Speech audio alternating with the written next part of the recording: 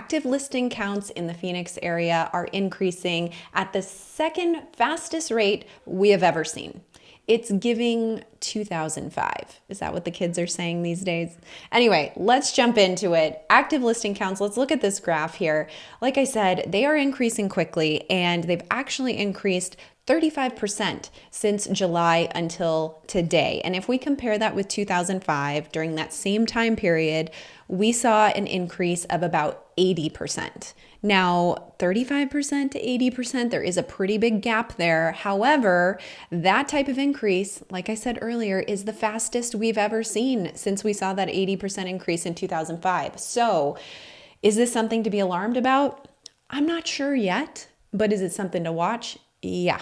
Now, what is causing this? Our demand is pretty low, and we have listings continuing to come to the market and not a lot of demand that's absorbing them. Therefore, we're starting to pool some active listings, and that count is growing and growing. How far is it going to grow? That's a good question. At this point, the demand is really not there for the number of listings, and we're going into a season that is usually very slow with the holidays coming up. So what's going on with demand? Well, we have mortgage rates hitting 8%. So if you missed that last week, that's what happened. It's not the best news for home buyers, and it's really dampening our demand right now. As a matter of fact, I wanted to share this because this really breaks down what's happening with home buyers. All else equal, a homeowner with a 30-year fixed rate mortgage at 3.5% would pay roughly $860 less per month on a $400,000 home than someone who bought a home last week with a 7.79 mortgage rate. That is a pretty incredible difference. So not only do we have buyers that are in a position where they're spending $860, almost $900 more per month than had they bought a couple years ago, not to mention where prices are at. But we also have a bunch of homeowners that are like holding on to their homes and saying, you can pry them out of my cold, dead fingers because I'm not giving up this 2.9% interest rate. And I've heard that many times. So we have a situation where demand is low, but we also have low number of transactions because not a whole lot of people want to sell their homes.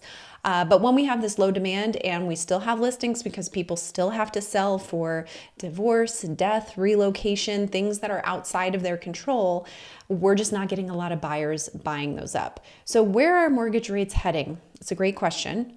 First, if you're getting any value out of this, hit the subscribe button. Love for you to be part of our community going forward.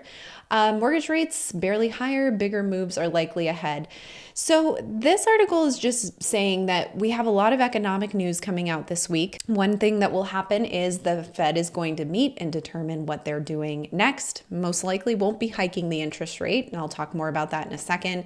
But we also have some other economic data coming out that is going to really affect the market in general, but it's not very clear. So they're saying that we have jobs reports. If that shows lower than expected job growth, that might push rates lower. If it shows ongoing resilience, rates could move up. The biggest risk or opportunity involves a cohesive message across multiple economic reports and events. In other words, they're saying rates could move higher or lower this week, depending on what kind of news comes out. So, moral of the story, if you're out there as a buyer and you're working with your lender, just keep in close contact with them this week because rates could change one way or the other, and you want to keep up to date on that and know whether or not you should lock in, etc. They'll be able to advise you on that stuff. So, the Fed is expected to hold rates at this 22-year high, but leave the opportunity for hikes on the table. That's what everyone's kind of anticipating. We're not expecting them to hike the rate when they meet on Wednesday. And the housing industry has written an open letter to Jerome Powell asking him to hit the brakes on these rate hikes. I found this interesting. This talks about how they kind of outline what's been going on with the Fed. 11 times they've hiked the rates since March of 2022, and basically saying that it is impacting the housing market and kind of begging them to stop hiking the rates so it doesn't result in an economic catastrophe, according to this letter. So found that interesting. But overall, it doesn't sound like the Fed's going to hike the rate this month, but they're saying we're not done entirely. We're going to keep our options open here. So what happened last week? We got GDP. It grew at 4.9% in the third quarter, which was better than expected. We also got PCE that rose 0.3%, but they go on to talk about how this was better than the forecast. So ultimately, good news for the economy usually means bad news for mortgage rates. So this information is all playing a role in what's going to happen with mortgage rates this week. So where are we at here in Phoenix in terms of demand, etc.? Well, let's look at the Cromford Market Index, which I know many of you always love to see every week. I'm a subscriber to the Cromford Report. Their index tells us what supply and demand looks like in the market. So what you're looking at here, 123 is the overall index number. This is for Phoenix Metro, and anything over 110 is a seller's market. But this has been going down pretty quickly. We also have our demand index, and anything around 100 is considered that normal range. So demand is about 29% below normal, sitting at 71.7. And then supply, same thing applies here. So supply is about 42% below normal. So we still have low supply, but this has been creeping up very quickly. Obviously, as we look at our active listings, you can see that there. But at 58.1, it's not oversupply yet. But what you'll notice is that supply is coming up, demand is coming down. And when we have supply and demand meeting together, that means that we have a balanced market. So that is clearly where we're headed right now. And it seems like we're heading there kind of quickly. What we do want to watch out for is a buyer's market will happen when our demand goes lower than our supply.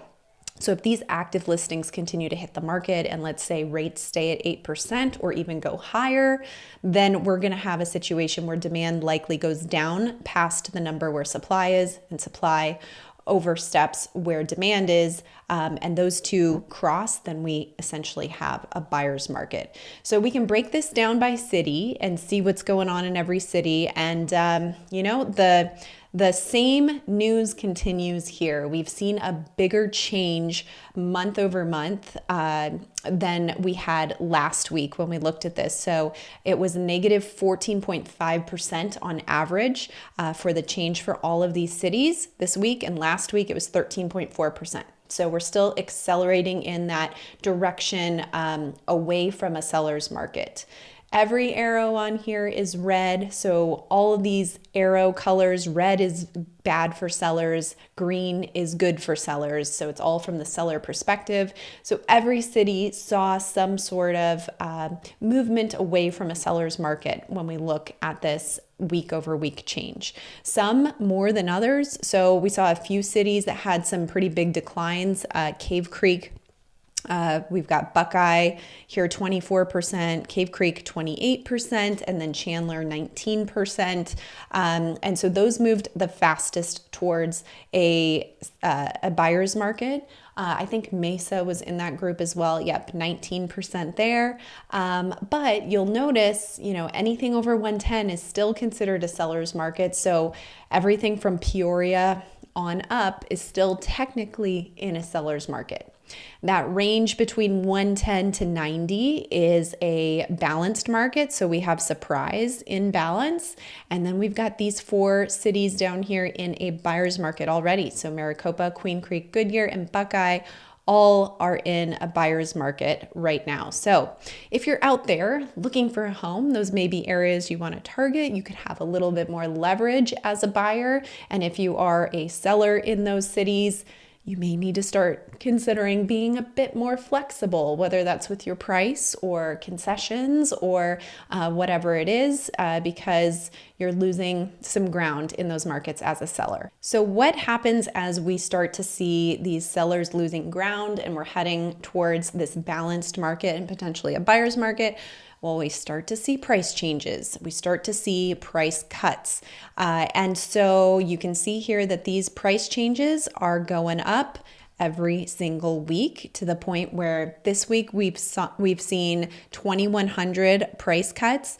And this number was in September, as recently as September, it was like 1,500 or lower per week. So we've started to see a pretty big increase in price changes. And this is really because sellers have to do this in order to get some attention from buyers and kind of bring their prices back down to where buyers are interested in purchasing. So if you're thinking about listing your home and you want to know how many price changes are happening in your zip code, check the description. I've got a little link where you can request that information from us. So with all of this stuff going on, we are certainly trending towards a balanced market. In fact, I talked a little bit more about that in my video last week. So if you want to know what that balanced market could do to pricing, make sure you check out this video right here. And you guys, I'll be back on Friday with another video. Thanks for joining me.